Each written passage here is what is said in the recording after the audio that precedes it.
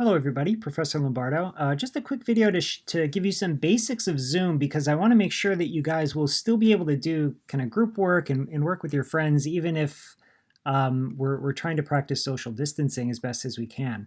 So one option for doing this is to just get a free account for Zoom and create your own Zoom meetings. And you can invite people essentially just by sharing a link. So I'm just going to get you started with that. The website to type in https://zoom.us.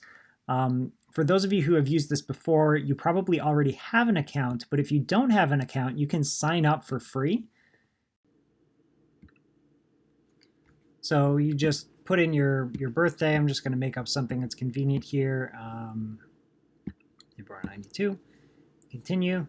We need an email address. So here, just use your Endicott email address and you can sign up. You'll go through the rest of the motions here where it'll ask you to create a password, etc., etc. Probably verify your account through your email. From inside of Zoom, if you want to create a study session with somebody or create a meeting, just go to schedule a meeting. And you can put in a study group. You can do a description. You can pick the date whenever you'd want to do this. Maybe you want to do it Friday the 11th. You can pick a time. With the free account, you're capped to 40 minutes, but I don't believe they kick you out if you go beyond 40 minutes. And even if they do, you can just create a new meeting and kind of go from there. So don't let the 40-minute be sort of dissuade you. There's a lot of other options you can do, but basically once you have your meeting, you hit save. And then this is what you end up doing. Take this, copy the link address, and either text that out to your friends or send an email, however you want to do this. But what happens is when somebody wants to join the study group, all they have to do is click on this link, and the Zoom app will open up, and you'll end up joining the particular Zoom meeting. So from there, you can do whatever you need to do to work in your study group. I just wanted to share a couple of ideas for helping to facilitate your group work. Using the share screen option in Zoom is a really good idea. So if you click share your screen, you can share either individual windows, you can share your actual desktop. And this way, if you're working on an Excel sheet or you have something written up and you want to bounce ideas back and forth with your group mates, you're welcome to do that just by sharing your desktop.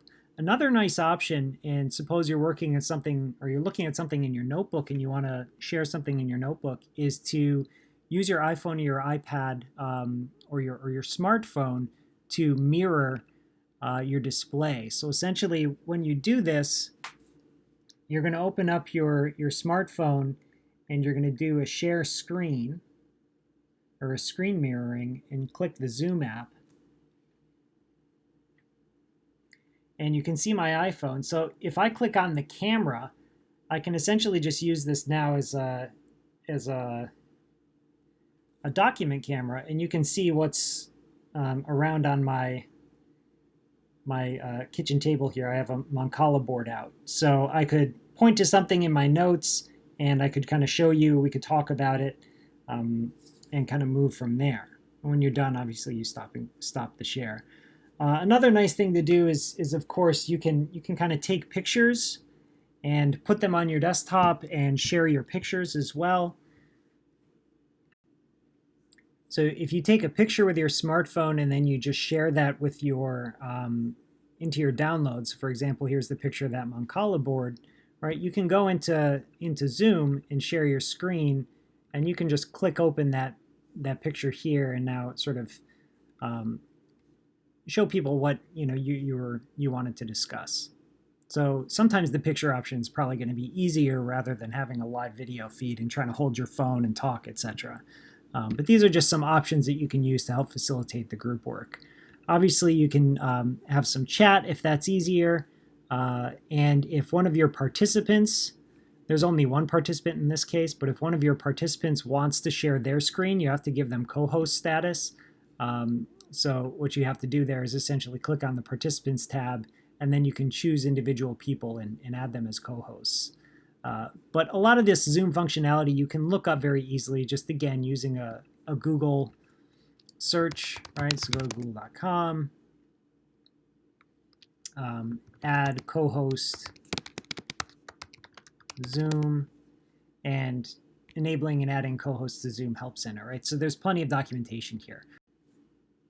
Here's my main point. Working in study groups and working in groups on homeworks and assignments and studying together, this is a great way to learn. And so I don't want the social distancing requirements to dissuade you from doing this. So I want to really emphasize that it's still possible to do study groups, to study together, to work on problems together, just by using Zoom and some of the other things that are at our disposal. So please take advantage of this type of learning using the tools that we have.